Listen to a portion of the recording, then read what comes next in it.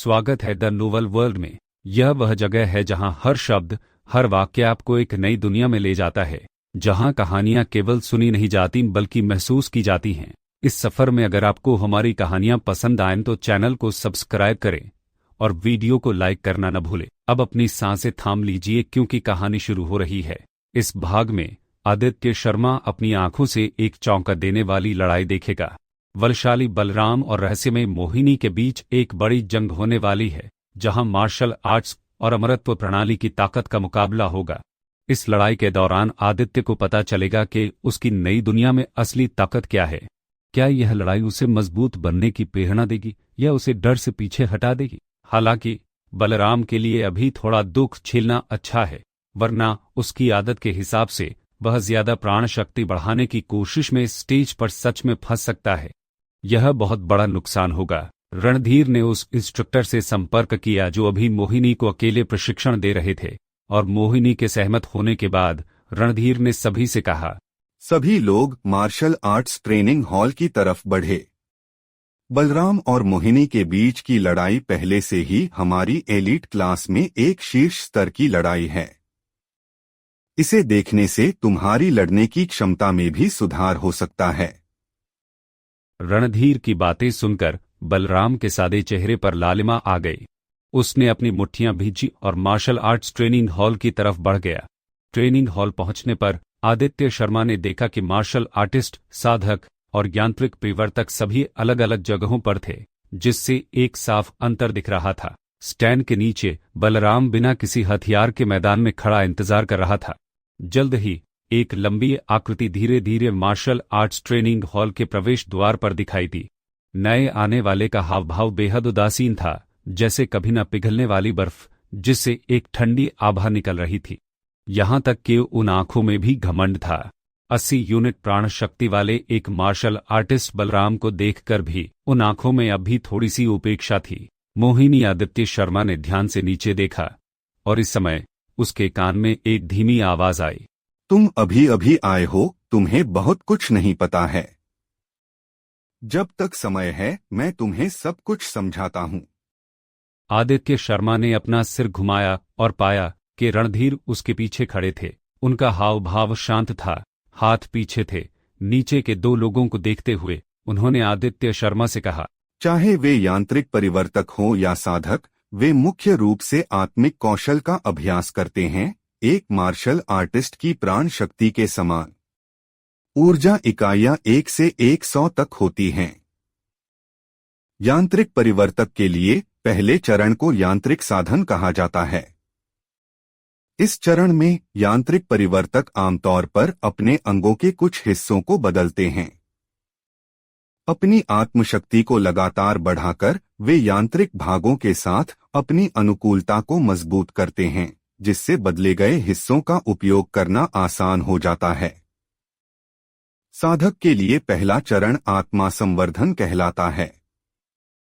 वे न केवल आत्मिक कौशल का अभ्यास करते हैं, बल्कि मार्शल आर्टिस्ट की तरह दिव्य ऊर्जा को भी सोखते हैं। नीचे मोहिनी को देखो, उसकी आत्मशक्ति पहले ही कम से कम 80 अंक तक पहुंच गई है और उसने काफी दिव्य ऊर्जा को सोख लिया है। साफ साफ कहूँ तो अगर बलराम मोहिनी के सामने एक अगरबत्ती जलने तक भी टिक जाए तो यह बहुत अच्छा होगा। रणधीर की बातें सुनकर आदित्य शर्मा थोड़ा हैरान था। 80 यूनिट प्राण शक्ति वाला बलराम सिर्फ एक अगरबत्ती जितने समय तक टिक सकता है। साधक क्या वे इतने ताकतवर हैं? ध्यान से देखो, यह पहली बार है जब तुम ट्रांसेंडेंट के बीच एक लड़ाई देख रहे हो। यह तुम्हारे लिए बहुत फायदेमंद होगा। बोलने के बाद रणधीर ने आदित्य शर्मा के कंधे पर थपथ पाया, एक तरफ खड़े हो गए और चुपचाप नीचे के मैदान को देखने लगे। आदित्य शर्मा भी होश में आया और ध्यान से देखने लगा। इस समय मैदान में बलराम और मोहिनी के बीच की लड़ाई शुरू होने वाली थी। यह देखकर कि मोहिनी हिली भी नहीं, वह बस वहां खड़ी थी। उसकी पतली उंगलियां धीरे धीरे हवा में हिल रही थी और अचानक 3 उड़ने वाली तलवारें उसके चारों ओर मंडरा रही थी, जो तेजी से बलराम पर हमला कर रही थी। बलराम बिना किसी हथियार के खड़ा था, उसकी त्वचा लाल चमक रही थी, साथ ही प्राण शक्ति की एक लहर भी थी। मारो! बलराम ने एक भयंकर जानवर की तरह दहाड़ा और एक मुक्का तुरंत मोहिनी की 3 उड़ने वाली तलवारों से टकराया। दरा अचानक मैदान से कई दबी हुई आवाजें आईं। इतनी जबरदस्त ताकत, क्या यह 80 यूनिट प्राण शक्ति वाला मार्शल आर्टिस्ट है? आदित्य शर्मा की आंखों में एक चमक दिखाई दी। बलराम की प्राण शक्ति 80 यूनिट तक पहुंच गई है। उसके मुक्के की ताकत 8 टन तक पहुंच सकती है, जो एक छोटे ट्रक के प्रभाव के बराबर है। रणधीर की आवाज फिर से आई।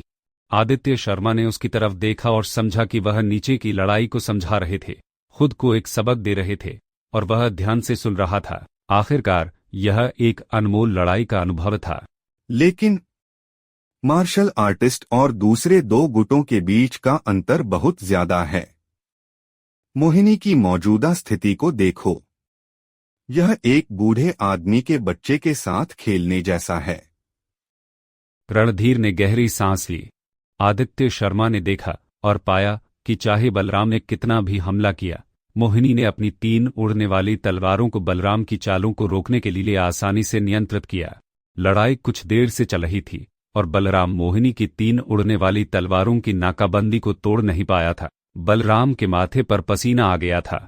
उसकी मुश्किल के विपरीत मोहिनी बेपरवाह दिख रही थी, क्योंकि दिव्य ऊर्जा के तार उसकी पतली उंगलियों से बह रहे थे, जो बलराम को मारने के लिए 3 उड़ने वाली तलवारों को नियंत्रित कर रहे थे। बस कुछ ही सांसों में बलराम का शरीर उड़ने वाली तलवारों से भयंकर घावों से भर गया था।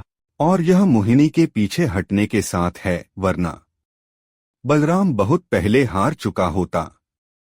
स्टैंड पर रणधीर आहें भरने से नहीं रोक सके। हालांकि उनके सामने का दृश्य अपेक्षित था, इसलिए ज्यादा निराशा नहीं थी। इसके बजाय आदित्य शर्मा की नजर मोहिनी की तरफ और ज्यादा गंभीर हो गई। साधक। जल्द ही रणधीर फिर से बोले, बलराम हारने वाला है। आदित्य शर्मा ने अपना ध्यान वापस लाया और ध्यान से देखा और वास्तव में देखा कि बलराम 3 उड़ने वाली तलवारों के मजाक के नीचे हार गया था। नहीं, मैं उलझा नहीं रह सकता। मुझे उसकी उड़ने वाली तलवारों को तोड़ना होगा।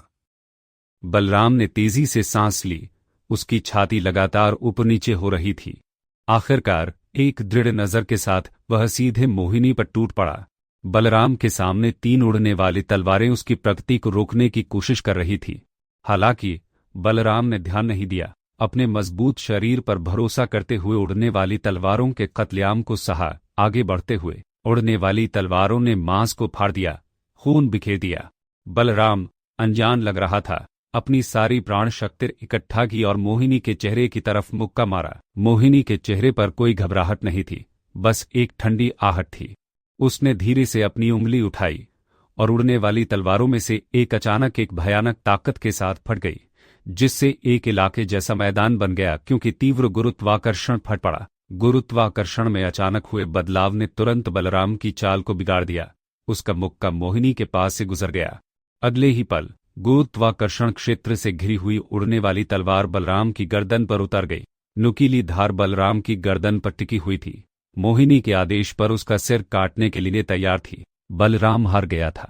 एक ही पल में पूरा मैदान शांत हो गया। यह थी आज की कहानी। कहानी खत्म हुई है, मगर इसका असर आपके दिल और दिमाग पर देर तक रहेगा। अगर आपको यह सफर अच्छा लगा तो चैनल को सब्सक्राइब करें और वीडियो को लाइक करना बिल्कुल न भूलें। और हाँ, हमारे साथ और गहराई से जुड़ने के लिए जरूर जुड़िए हमारे टेलीग्राम चैनल रूडस म्यूजिक वर्ल्ड से।